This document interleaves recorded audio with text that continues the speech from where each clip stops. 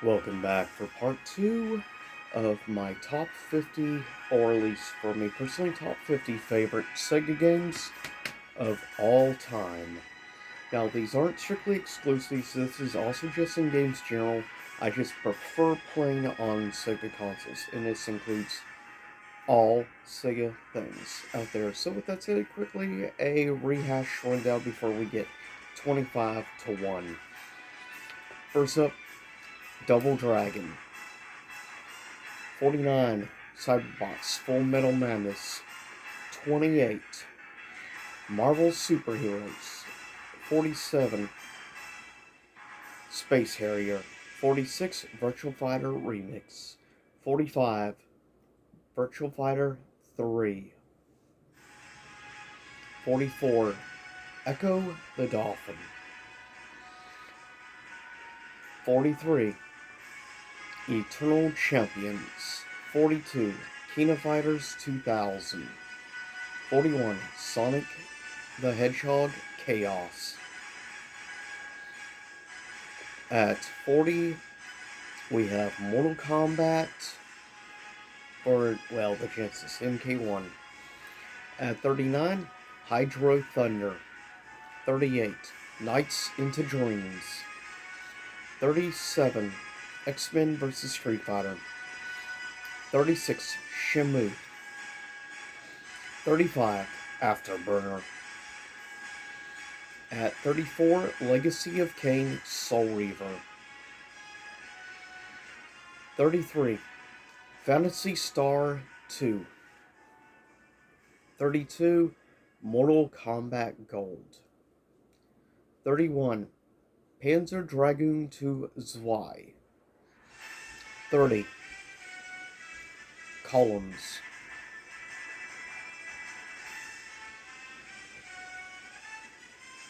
29, Ultimate Mortal Kombat 3.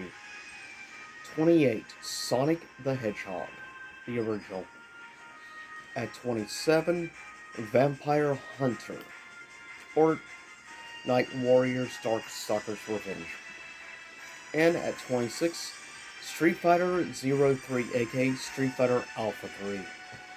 Next coming in at 25, released for the Sega Genesis, which is a platformer I definitely have a special place for. At 25 is Echo the Tides of Time, or Echo the Dolphin, the Tides of Time.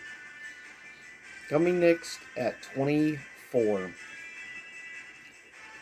was released for the Sega Saturn, and that is Marvel Superheroes vs. Street Fighter.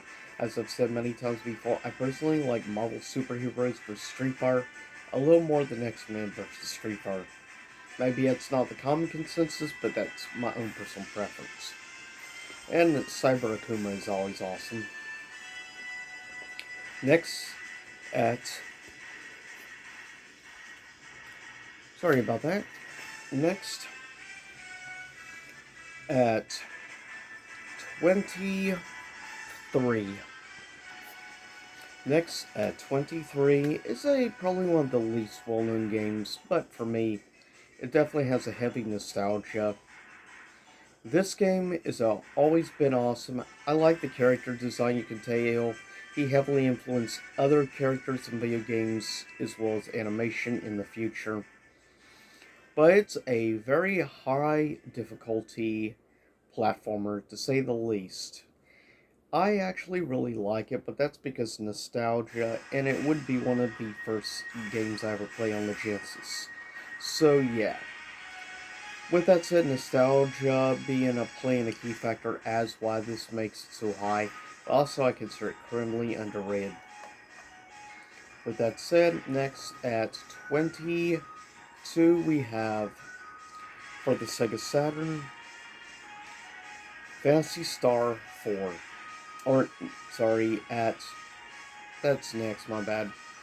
Coming at 22 is Virtual Fighter 2 for the Saturn. Next up we have Phantasy Star 2 from the Genesis. Next, we are looking at Panzer Dragoon Saga is the next on the list. Coming in at number 20. But yeah, sadly, Panzer Dragoon Saga, as you know, is not exactly a common game, and it is absurdly overpriced nowadays, which I just don't get the price for it. I get it partially because of rarity. Still is a superb, great JRPG.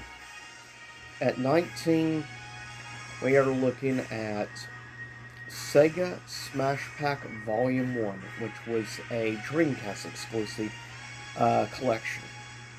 Coming in next at number 18 is a tie between Cannon Spike from the Dreamcast and Street Fighter 3 Double Impact, also for the Dreamcast.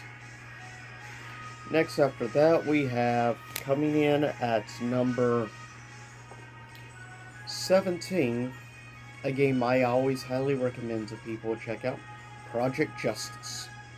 Well, which of course was the direct sequel to Rival Schools. Next coming in at 16, we have the original classic from the Saturn, the original Panzer Dragoon. For me, it has a big, heavy nostalgia, specifically the first game. And of course, it was actually one of the launch titles also for the Saturn, which is pretty cool. But coming in next at 15 is arguably one of the best RPGs on the Sega Dreamcast. Coming in at 15 goes to Skies of Arcadia.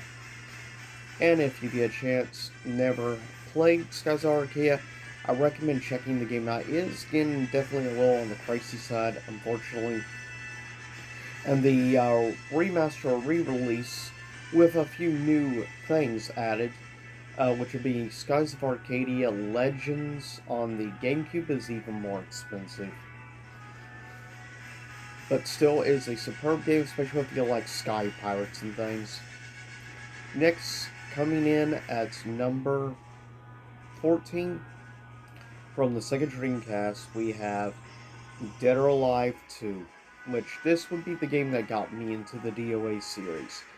Dead or Alive 3, I think, is overall superior, but, well, that was on Xbox.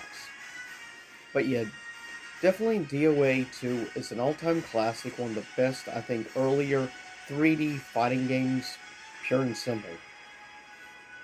Next, coming in at number 13, released on the Dreamcast. I personally prefer the re-release version on Xbox and GameCube, but here I put at number 13 the original version of Capcom vs. SNK 2. Comes in at number 13.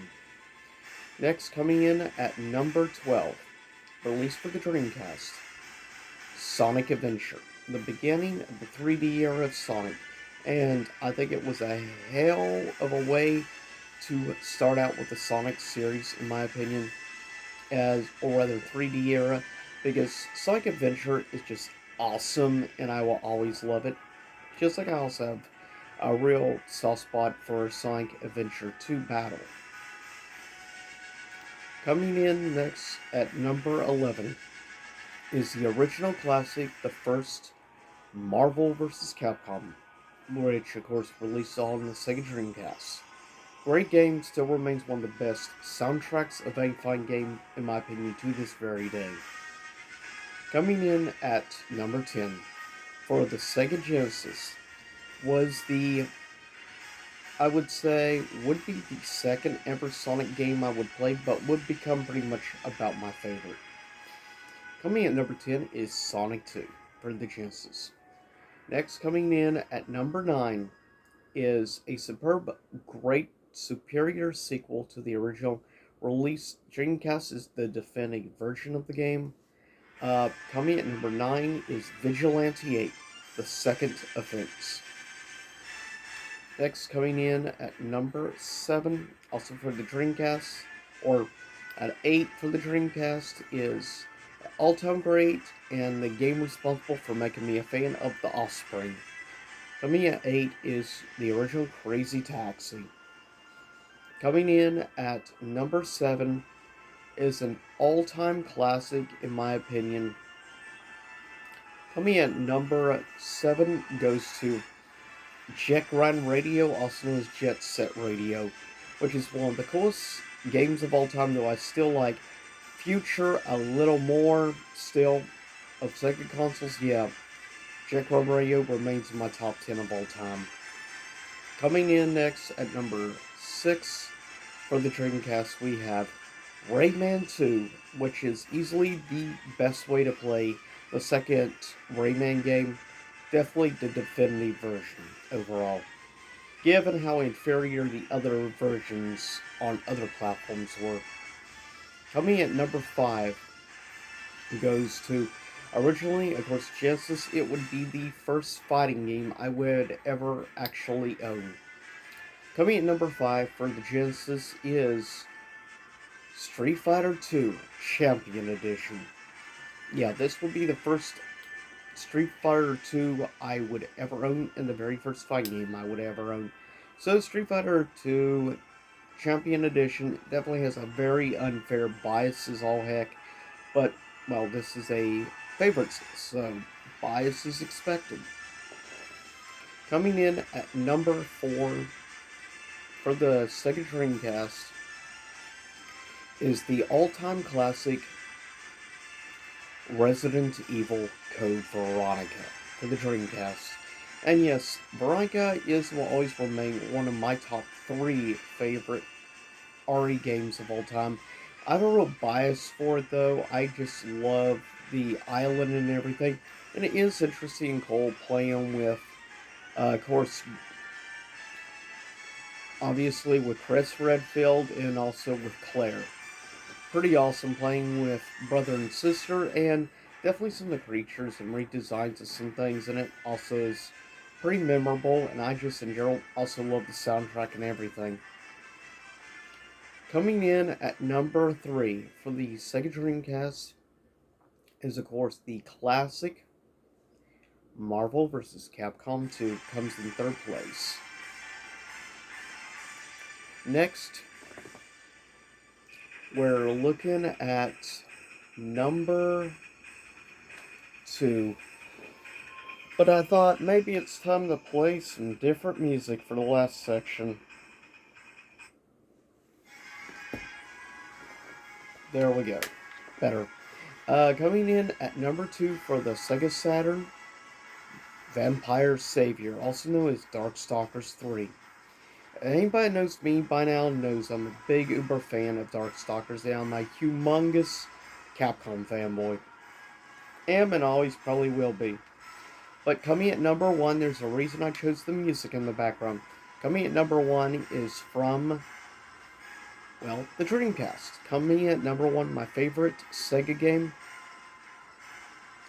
Soul Calibur 1, is and will always be my personal favorite of the Soul Calibur franchise as a whole, and I don't think it will ever be surpassed. Even though I love Soul Calibur 2, Soul Calibur 3, Soul Calibur 6 big time, and as well as Soul Blade, Soul Calibur 1 really just is special to me, and as it would be one of the first 3 games I ever played on the Dreamcast, along with also Sonic Adventure, and the other early game title I played, I believe, other than Soul Calibur, and that was,